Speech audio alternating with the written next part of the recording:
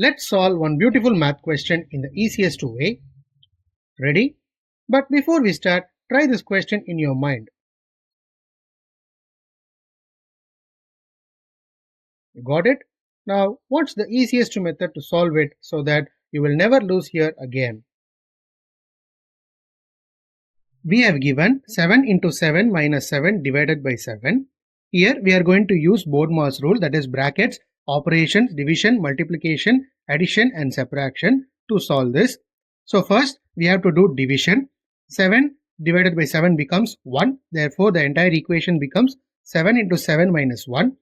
Then we are going to do multiplication as per the hierarchy in BODMAS rule. So 7 into 7 becomes 49 minus 1 becomes 48.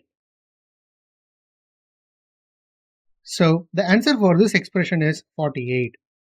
If you found this video helpful, hit a like and share it to your friends, and don't forget to subscribe my channel. Thank you friends. We will meet in a new interesting video.